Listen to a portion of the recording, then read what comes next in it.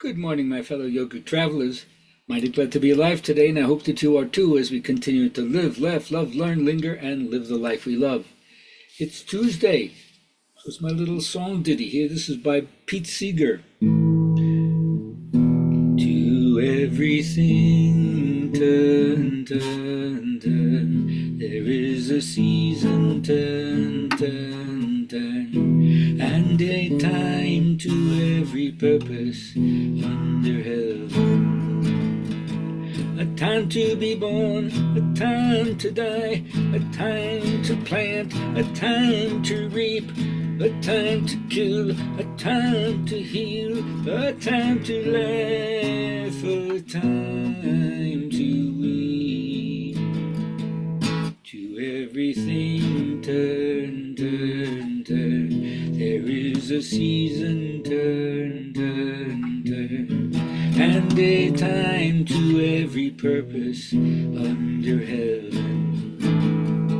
A time to build up, a time to break down, a time to dance, a time to mourn, a time to cast away stones, a time to gather stones together. To everything turn, turn, turn. There is a season, turn, turn, turn. And a time to every purpose under heaven. Yeah, so if you want to hear the whole thing, the Byrds did it, made it popular, but Pete Seeger actually wrote it. So there we go. All right, for our journal writing friends, or our communicating, what I call elevate the conversation friends, the words for the day are holy war. Sounds like an oxymoron, doesn't it? But what happens when there's a conflict for the sake of reconciliation? Very few reasons that we often think we could justify anger in the form of killing somebody else. But this is an interesting thing. It's one thing to be a pacifist or be a Quaker or be like the Zen master who's so equanimous that if somebody threatens to run him through, he says, I can let you run me through. But other people have a different way of dealing with that kind of karma when faced with a smash mouth attitude that only understands that. I used to tell my daughters, if you fight off a rapist, you're not being violent, because violence is the unnecessary use of force. I wish it were not so, but there's still that moment in history where the only way that some people can be put in their place or stopped from doing egregious acts is the warrior energy that says, you got to get past me. It's very, very noble in a certain way, but it's the necessary use of force, not the unnecessary use of force.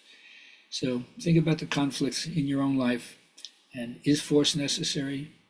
And if that's the only way reconciliation can happen, then you got to stop the Nazis, right? All right, my friends, my teacher, BKS, has inculcated in me that teachers are the happiest when their students surpass them, both in practice and in theory. And maybe it seems like an impossibility given how deep the master's life work was. But it doesn't matter. It's something to aspire to know that your own teacher wants you to be better than them. Thank you so much. But remember, some teachers explain well but don't demonstrate well. Other teachers demonstrate beautifully, but they're blind to the theory. And of course, the idea is to learn to be as balanced as you can in both demonstrating, correcting, and theorizing this fantastic discipline. So that's the first thing I would say. Completely involve yourself in any discipline and let your devotion to it shine out through the joy of your good works. Now, yoga is also an art form, and just like Tantra would say, our aesthetic perceptions, our ability to see what's beautiful, makes you more aware. And that's a kind of knowledge that is based on the appreciation of the unity of all things that we see in the miracle of life. And how do you find it out? Well, it's an encounter with your personal experience. You don't have to ask anybody else. Does the beautiful tulip excite you? Or does the sunset excite you? You know it does. You don't need anyone to corroborate that. And when you trust that, then the feeling that you have for other people's suffering is also real. Compassion is totally based on recognizing other people's value.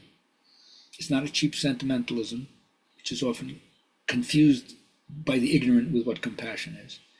It's the ultimate mark of a person who feels the weal and woe of all humanity. And maybe you have to have a subtler perception than you currently do, because there's so many things to distract you and harden the heart.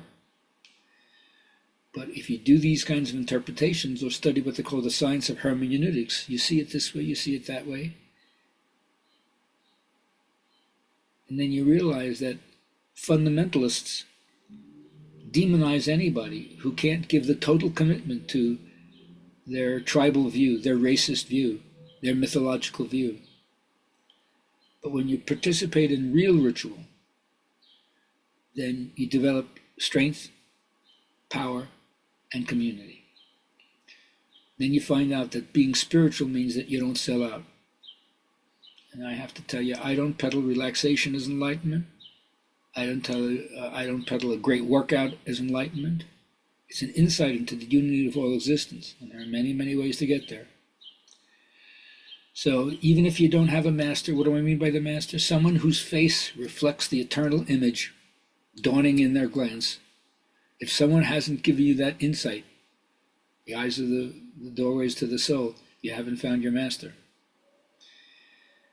But when you do, you no longer count on experience to be pleasant in order for you to stay connected to spirit. Something inside you says, no matter where I am, no matter what I'm doing, no matter where I'm going, I'm turned on and tuned in. And I have very good reasons for doing that. So my friends, remember, to live a life of gratitude, you have to also ask, what gets in the way of you being grateful? Well, one of the things for sure is the culprit. The culprit is the frenetic pace of life that our society sometimes demands that you keep up with. And then you're not in the moment. You're racing ahead to get things done. It's like a chore. You don't want to do it, but it has to be done, so you try to do it rather quickly. If you make every moment tied to productivity, you can't stop to enjoy anything. So, find a way to pause every day. Be disciplined about this. Neglect other things, but don't neglect this. And then you'll see whether or not your life exponentially improves. Have a great day.